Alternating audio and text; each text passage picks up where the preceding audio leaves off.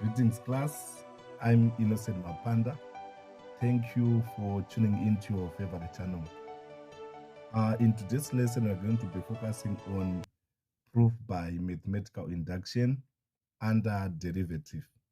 Right, so you start by writing, let Pn represent the statement, the nth derivative is equals to minus 1 to the power of n plus 1, n minus 1 factorial over x plus 1 to the power of n. So this is your introduction, right? So after the introduction, we are going to start with stage 1, which is referred to as the basic step. So under basic step, we want to prove that the statement is true when n is equals to 1. So we are going to start with the left-hand side. On the left-hand side, we are given d, the nth derivative. So you write d to the power of 1f over dx to the power of 1, which is equals to f to the power of 1, x, something like this. So remember, the function f of x was given as ln x plus 1. So you simply differentiate ln x plus 1. You get 1 over x plus 1. Remember, you are saying the derivative of x plus 1 divided by x plus 1. I hope you are following. Now moving to the right-hand side. So the right-hand side is represented by this minus 1 to the power of n plus 1, n minus 1 factorial, divided by x plus 1 to the power of n. We are going to put 1 on n on the right side and prove that the right side matches with the left-hand side. So I'm now saying minus 1, 1 plus 1, you put 1 on n, you get 1 plus 1. Then you are saying 1 minus 1 factorial, putting 1 on n again. Divide everything with x plus 1 to the power of 1, placing 1 on n, right? So we are going to reduce this until it matches the left-hand side. I hope you are following, class, right? So here you get minus 1 squared, since 1 plus 1 is 2.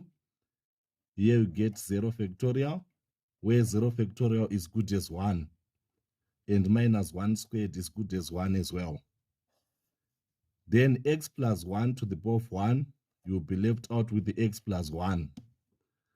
So since minus 1 squared is 1 and 0 factorial is 1, you are saying 1 times 1, you get 1 over x plus 1.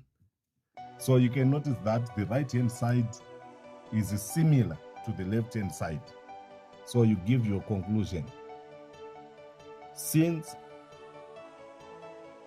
left-hand side is equals to right-hand side, therefore Pn is true for n is equals to 1. So you are done with the basic step. I hope you are following. So from the basic step, we move on to stage 2, which is the assumption step. On the assumption step, we are not proving anything, but we are simply assuming that Pn is true when n is equals to k. You are going to put k on n. You get d to the power of k f over dx to the power of k is equals to f to the power of kx, which is equals to minus 1 k plus 1. Then you put k here, you get k minus 1 factorial all over 2 x plus 1 to the power of k. So this is the assumption. You are not proving anything, but you are simply assuming that Pn, the statement is true when n is equals to k. So you are home and dry. So from the assumption step, we move on to the thesis step. So thesis is there to prepare a goal which will be proved under the inductive step, right?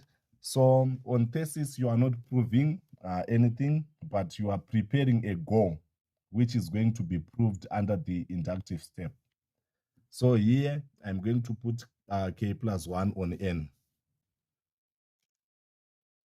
So you get d to the power of k plus 1 f over dx to the power of k plus 1.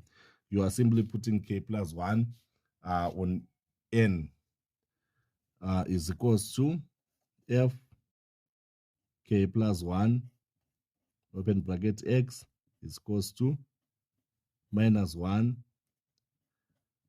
You put k plus 1 on n, but there's a plus 1, so you get k plus 1 plus 1. I hope you are following. Then you put open bracket. N minus 1 becomes k plus 1 on n minus 1, close bracket, then you put factorial. Then divide everything with x plus 1 here. Then you put k plus 1 on n. So this is representing the goal or our target. So as we carry out the inductive step, we are going to do the inductive step and work it out until you get this result on the thesis. I hope you are following, class. So let us move on to the inductive step.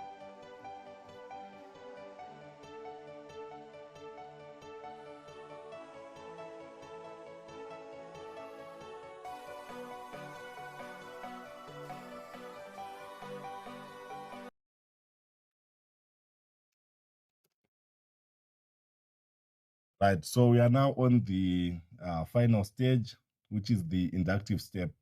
On this step, we are going to prove that Pn is true when n is equals to k plus 1, right? So under derivative, there is a formula that we make use when carrying out the inductive step.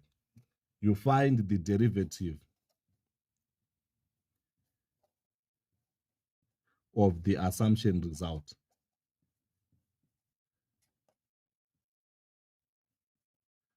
So inductive step is proved by differentiating the assumption step or the assumption stage.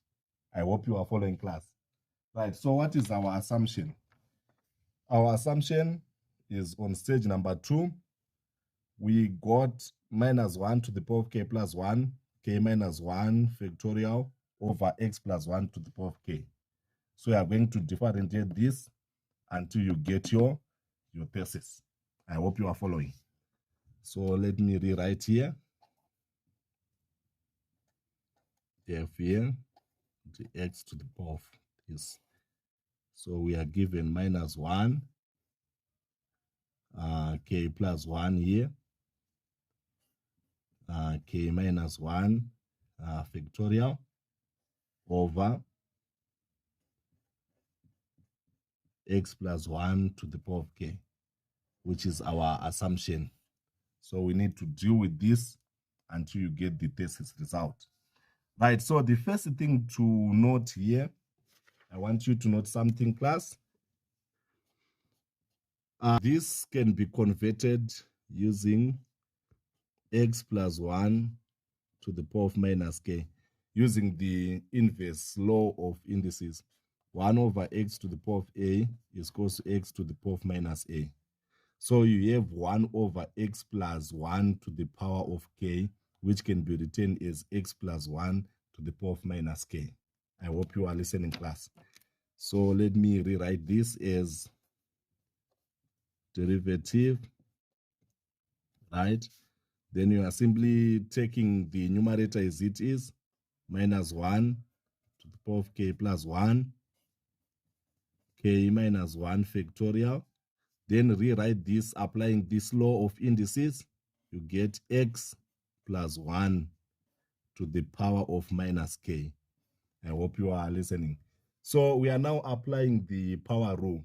Remember, under the power rule, let's say you have x to the power of n and you want to find the derivative of this using power rule, you simply multiply this power with this number a, you get an, then you then less n with 1.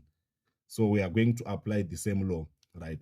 So I want you to notice that minus 1 to the power of k plus 1 times k minus 1 factorial is a constant term, which is good as a number like 9. And this is representing our a in the power rule formula. I hope you are following. So I'm going to multiply this constant with this power minus k. You get minus k, bring this power down to multiply this, minus 1 to the power of k plus 1, k minus 1 factorial, x plus 1, then you less this k with 1, so you get minus k minus 1. So this is the derivative of this assumption. So the idea now is to reduce this derivative till you reach the thesis stage. I hope you are following, class. Right. So firstly, I want you to notice something. This last term, which is x plus 1 minus k minus 1, can be written as x plus 1 minus open bracket k plus 1, something like this. Using this law of indices, you can write it as 1 over x plus 1 to the power of k plus 1. I hope you are following. So I'm now treating the last term as 1 over x plus 1 to the power of k plus 1. I hope you are following, class. Right. So you get minus k minus 1 to the power of k plus 1, k minus 1 factorial divided by x plus 1, right, to the power of k plus 1. After multiplying this constant with this last term, which is now in this form, you get this result. I hope you are following, class. Right. Once you reach this stage, you need to understand something in terms about the factorials. Right. So the first thing to understand is when you have a factorial or any number, right? Like let's say you have 7 factorial, right? 7 factorial is likened to 7 plus 1 factorial divided by 7 plus 1, which is good as 8 factorial divided by 8. I hope you are following. So if you have a factorial, it is good as a plus 1 factorial divided by a plus 1. You can check this using your calculator. 7 factorial is good as 8 factorial divided by 8. A factorial is good as a plus 1 factorial divided by a plus 1. All right. So with this law, we need to deal with this term. Why? Because on our thesis, we have k plus 1 minus 1, right? Which is good as k minus 1 plus 1. So remember, in this bracket here, we have k minus 1. So we need to add 1 on k minus 1 to get the result inside the thesis bracket, right? So if you have 7 factorial and you add it with 1, you get 7 plus 1 factorial divided by 7 plus 1. So k minus 1 is likened to this number 7. So I'm going to say k minus 1 factorial, which is likened to this 7, right, is going to be added with 1. So you get k minus 1 plus 1 factorial. Then you divide by k minus 1 plus 1. I hope you are following. So this is going to give you k, like the thesis result. You have k plus 1 minus 1. So you now have k plus 1 minus 1 factorial as per thesis bracket, right? All over to k. Since minus 1 plus 1, you get k, right? So I'm going to substitute k minus 1 factorial with this result. I hope you are following. You get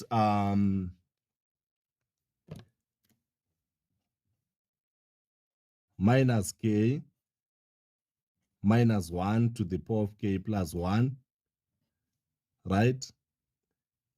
Times k plus 1 minus 1 factorial divided by k, replacing this last term. Then after that, you divide by x plus 1 to the power of k plus 1. I hope you are following, class. So here you can notice that this k and this k, they cancel off each other, right? So you'll be having minus 1 in this first bracket here. You now have minus 1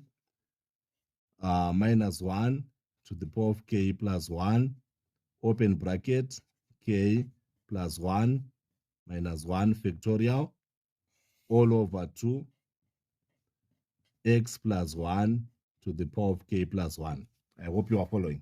So using the laws of indices, if you multiply numbers with the same base, you add the powers. So minus 1 is good as minus 1 to the power of 1, right? Having a same base, which is minus 1, you get this result, k plus 1 plus 1. So I'm adding 1 plus k plus 1. You get k plus 1 plus 1. So k plus 1 plus 1 is the power that we have on our go, or the thesis go. We have minus 1 to the power of k plus 1 plus 1. So we have reached that, right? Then you will be left out with k plus 1 minus 1 factorial, which is the second bracket, or the second term on our numerator on the thesis go. Then you divide everything with x plus 1 to the power of k plus 1. So we have reached the ultimate goal, which is our thesis. So after that, you give your conclusion that, therefore, Pn is true for n is equals to k plus 1. Then you give the final conclusion that since Pn is true when n is equals to 1, n is equals to k, and n is equals to k plus 1, it is therefore proved by mathematical induction that the given statement is true. Then you are home and dry. I hope you enjoyed today's tutorial. Till we meet again, shalom.